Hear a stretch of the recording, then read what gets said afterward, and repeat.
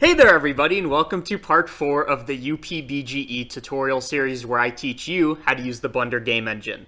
In the last part we did physics and jumping and all that, and because of that we have some consequences we need to deal with. Mainly being we can kind of clip into walls, we need to fix that, and second of all, what happens if we jump off the map. So these are two things that I want to address in this tutorial. I'm calling this the respawn episode. Not to be confused with Machinima Respawn.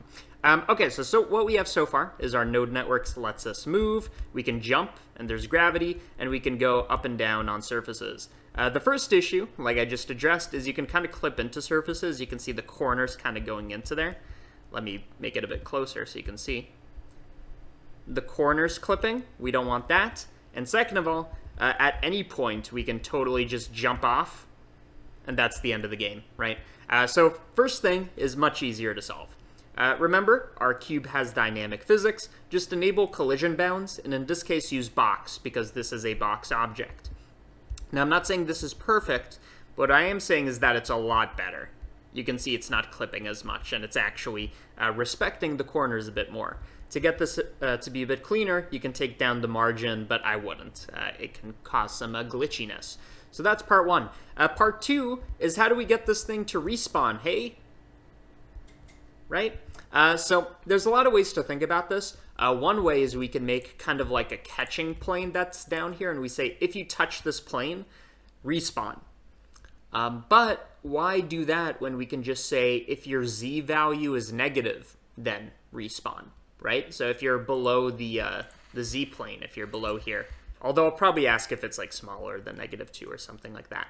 To do this, we're saying under that condition, then set the position back to the original. That's respawning. To do that, we're going to Shift A, we're going to go to Objects, we're going to try to go to Objects, and we're going to go to Properties, Data. We're going to go to Data this time, and this is where we can get and set position, rotation, and scale. So this is different than transformation, where we're incrementally adding and all this. I just want to get the position. So I want to reference its own object, and I want to say, give me the position globally. You have all these options, but I want to know where is this in world space, the position of it. We want to take this, and we only care about the z component. So I'm going to separate by xyz. Normally, we've been combining by xyz. So this is the z component, and you might think we're asking where is this smaller than -2, so this is an obvious use case of the math node. But weird thing about Blender Game Engine, it just has add, subtract, multiply, divide. No greater than, less than. It turns out you need a different node for that. And it turns out for almost any mathematical operation you can do, formula node is not only like better, it has all these things, but you can type in expressions. So we're generally going to be using formula whenever we're not adding, subtracting, multiplying, and dividing. So I'm going to connect Z to this A socket. We can hit Control H to hide the other socket. And we're going to ask, where is A less than -2?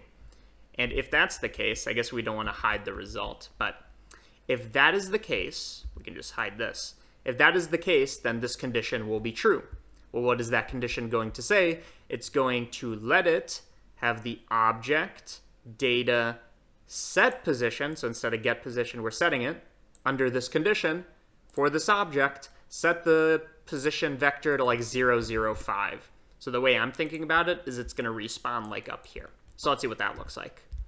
So we go off the map, and then it comes right back, right? It doesn't matter if we jump off or whatever. It's just going to go right back. Let me make it a bit higher so we have a bit of a taller respawn, and we might add animation to this, but just so you can see, there you go. And you might think, oh, that's perfect. It works everywhere.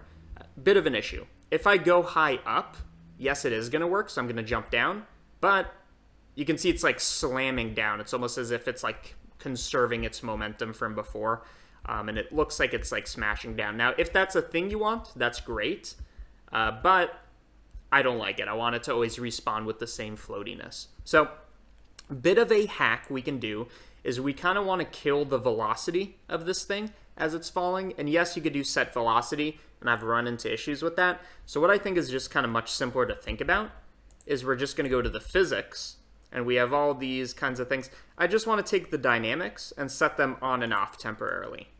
So I'm first going to set the dynamics for the object, and I'm going to make it inactive, and then right afterwards, I'm going to make it active, on and off. Now, you're going to see there's two issues with this. So if we run this and go on a high platform and jump off, you can see it's still smashing down. But the second issue that you just saw is it becomes very floaty. It kind of doesn't care about gravity anymore. So you can see when I jump, it does that. The reason for this is, first of all, it hasn't had enough time to cycle between turning off and on the dynamics, so we need to fix that. That will kill the momentum. And second of all, it seems like when you set physics, it will automatically set gravity settings or reset them. So what I'm going to do is, remember on initialization, we set this gravity vector. I'm just going to copy this, or you could actually connect this here. I don't know if you can have multiple conditions. I guess you can add them. But I'm just going to do this here. We're going to set gravity to what it was before. And then in between, we want it to wait a bit, and this is where another time node comes in. Go to time. We talked about pulsify, which means only do it once. Delay means delay the action. So I'm just going to put a bit of a delay in between. So once the position, the z component is less than 0.2, negative 0.2, then we're going to set the position, and once that's satisfied, we're going to turn off the dynamics, and when that's satisfied, we're going to delay by like 1/10 of a second, 0.1, and then when that's satisfied, yada, yada, yada. And let's see if that solves things. So I'm going to fall off, and you can see not only does it freeze for a second, like it doesn't just fall, so it's like we're hovering for the respawn, but the gravity's working as usual. So let's try this on a high platform. So I'm jumping off the high platform, and now the gravity is the same irrespective of where we fall from. So I guess that's kind of it. What you can do is you can totally like add respawn animations, and you can add like different effects, and maybe particles could come out and stuff like that. But in general, this works. The only case where this doesn't work, and some of you might have thought about this, is if this platform goes too low, like our level starts going down here, you're going to see that it will respawn, because we only care about where it's less than negative 0.2 or negative 2. So if this becomes an issue, we will kind of use the same idea I talked about in the beginning, where we have a catching plane that can go up and down and whatever. And we're basically going to ask ourselves, if it touches this collision, if it collides with it, then run all of this. And then basically, instead of using this as the conditional, we do something with collision. So let's see. Something with collisions. I don't really know which one, but we're not there yet. We want to ask if this thing has collided with a certain object, yada, yada, yada. Okay, but not necessarily relevant yet. So far, what we've done in this tutorial series, and more specifically in this tutorial, is we fixed the kind of clipping issue, right? And we added a respawn system that works from anywhere. So now we have a working game. And one thing you might ask yourself is, like, if we progress in the game and then we eventually fall off, do I really want to respawn all the way back here? Well, what you can do is you can set like respawn points, where if you make it through a certain checkpoint, then we change what this vector is, and that is a checkpoint system. So we'll talk about something, not sure what, in the next tutorial. Thanks for watching.